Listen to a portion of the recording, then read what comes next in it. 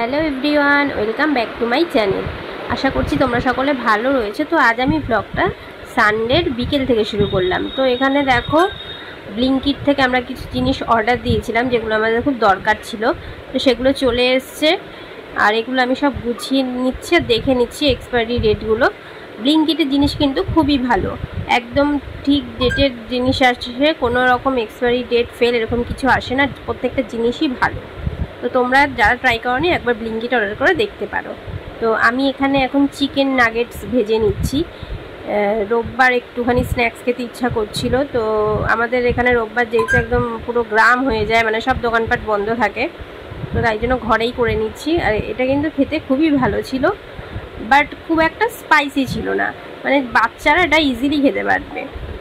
তো এটা আমি ভেজে নিলাম। এটাই ছিল আমাদের সানডে স্ন্যাক্স। দেখতে পাচ্ছ মেয়োনিজ আর সস দিয়ে এটা খেলাম। আর একটা সস নিয়েছি, সেটা হচ্ছে গার্লিক অ্যান্ড রেড চিলি, সেটা ভীষণই ভালো ছিল। এরপর চলে এলাম রাতের রান্নার জোগাড়ে। তো রাতের রান্নাতে করছি হচ্ছে কিমা চানা। সকালবেলা রান্নার অত ঝামেলা রাখিনি, বরমশাই বিরিয়ানি নিয়ে এসেছিলো, মাটন বিরিয়ানি, সেটাই খেয়েছিলাম। আর রাতে করছিলাম হচ্ছে কিমা চানা। এটাও কিন্তু খুব সুন্দর হয়েছিল খেতে। তো কিমাটা কিনে এনেছিল বাজার থেকে, আর চানাটা আমি সকালে ভিজিয়েছিলাম, সেই ব্লিঙ্কিটেরই চানা, ভীষণই ভালো। 3টে সিটিতেই একদম গলে গেছে। আর এটা বড় সাইজেরটা আছে। আর এখানে আমি ময়দাটা ঢেলে নিচ্ছি।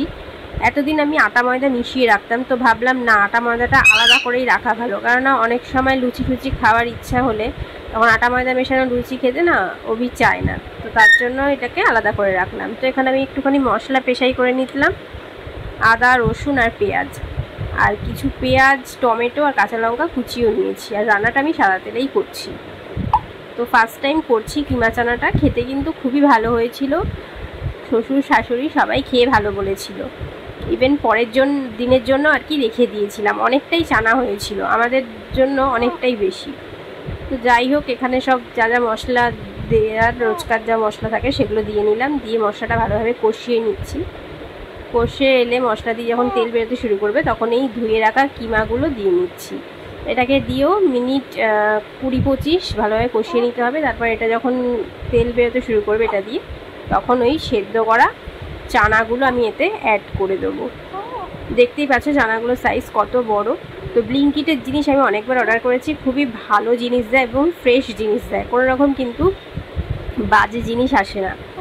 তো যাই হোক, চানাটা আমি এখানে কষে নিচ্ছি ভালোভাবেই। দেখো চানা আমার হয়ে গেছে একদম। তো রাতের ডিনারে হবে চানা আর হচ্ছে ময়দার রুটি। অভি বলেছিল যে রুমালি রুটি আনবে কিনা, আমি বললাম থাক, আর বাইরে বেরোতে হবে না, আমি ঘরে ময়দার রুটি করে নিচ্ছি।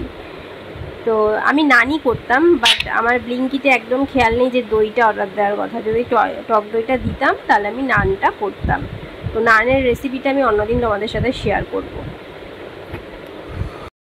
ইউটিউবে আসার 4 বছর যেহেতু আমার কমপ্লিট হয়ে গেল, আর এখনও সেইভাবে যেহেতু আমি কোনো সফলতা পাইনি, তো আমি কিন্তু তাই জন্য একদমই আপসেট হয়ে যাচ্ছি না, যাবো না।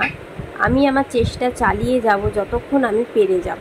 আর এখানে দেখো আমার ডিনার একদম কমপ্লিট হয়ে গেছে। এই যে গরম গরম কিমা চানা, আর রয়েছে হটপটে ময়দার রুটি। তো এখন আমি চলে এসেছি, এই যে আমার সব কিছু, এটা মানে এটা আমার মেকআপের একটা বক্স বলতে পারো। এর মধ্যে আমার যাবতীয় মেকআপ থাকে, আরও কিছু রয়েছে ড্রেসিং টেবিলে, সেগুলো নেলসের আর কিছু লিপস লাইনার রয়েছে ড্রেসিং টেবিলে। তো এই বক্সটাই আজকে আমি অর্গানাইজ করবো, বিকজ এর মধ্যে অনেক প্রোডাক্ট হয়ে গেছে, রাখা যাচ্ছে না। তাই জন্য এই বক্স থেকে আমি যে লিপসের প্রোডাক্টগুলো রয়েছে, মানে লিপস্টিক, লিপ লাইনার, এগুলো সব এইটার মধ্যে আমি কনভার্ট করবো। নয়তো ভীষণ প্রবলেম হচ্ছে, আমি সব জিনিসগুলো আমি রাখতে পারছি না। চলো আমি এগুলোকে এবার সব এটার মধ্যে শিফট করি। ইউটিউবে এসেছি 4 বছর হয়ে গেল, আর আমার চ্যানেলটা যেহেতু মেকআপ রিলেটেড ভিডিওর জন্যই, তার জন্য কিন্তু এখানে আমি তিলে তিলে করে কষ্ট করে জমিয়ে আমি এইসব প্রোডাক্টগুলো পারচেস করেছিলাম নিজের পয়সায়, এবং অবশ্যই আমার হাজব্যান্ড আমাকে সাহায্য করেছিল, ওরও এখানে কন্ট্রিবিউশন রয়েছে।